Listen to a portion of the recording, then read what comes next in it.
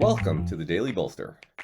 Each day we welcome transformational executives to share their real-world experiences and practical advice about scaling yourself, your team, and your business. Welcome to the Daily Bolster. I'm Matt Blumberg, the co-founder and CEO of Bolster, and I'm happy to be here today with Allison Pickens.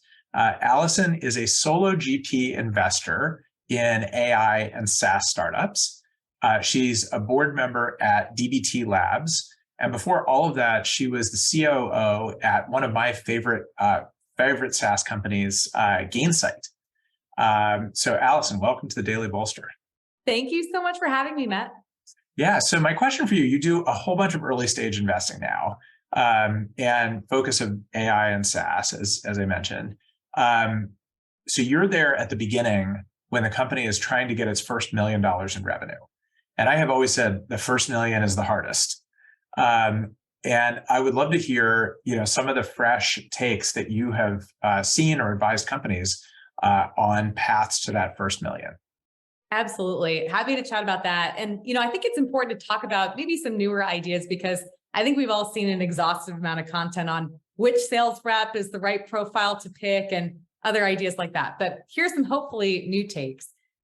So I think the first idea is to nail the right hires on the first try. I often see companies spinning when they get the first hire wrong. And as a general framework, I would propose get the first hire right by identifying 5 companies that you can poach from.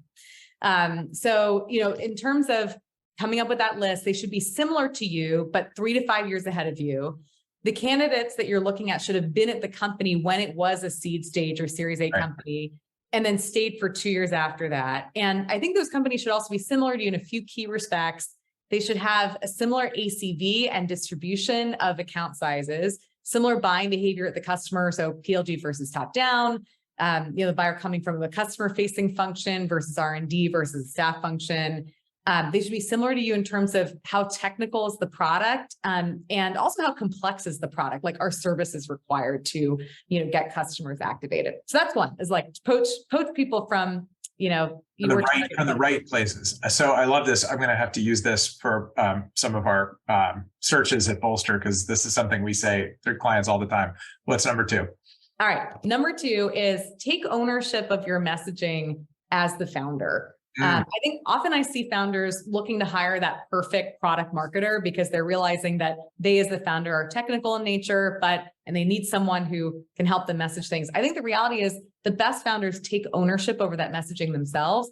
They have all the ideas in their head. They have more knowledge in their head about what the value prop of the solution is, why it should exist than really anyone else. And so what I recommend is actually spending 2 hours every Sunday writing stuff down. It could turn into blog posts or internal company updates or things that you share with candidates when you're looking to sell them on your company. But bottom line is download your thinking, cover the value prop, the maturity curve for people to adopt your best practice, potential subject of a whole other podcast, and how you fit in relation to other key products in the tech stack. And I think, I know we were looking to talk, Matt, about how to make founders scalable. I think crystallizing your messaging and downloading your brain is probably one of the most scalable things that you can do. Yeah, that is great advice. I recorded a podcast yesterday with Martina Luchenko about product marketing. I don't know if you know Martina. I'm going to try to make sure this runs the day after hers because you just reinforced some stuff that she talked about, which was great. Okay, so get the first hire right, control the messaging, and great. And then the third thing is to hire a generalist business person pretty early on. I know that you and I were talking before about how sometimes founders really early on say, "Oh, I think I need a COO." When they're 10 people in the company. Yeah, and that might be the sign of some other bigger problem if we have in mind the same definition of COO. I think what you really need is someone who is an early stage entrepreneurial person. They might have come from another early stage startup. They might be an MBA. They might have come from a consulting firm, which sounds like a big company person, but actually there are a lot of first principles thinkers who work in these places. They could have been at a BizOps function at another company where, again, they have to think from first principles. And you can like deploy these folks to go solve some of your biggest problems in your go-to-market and other areas.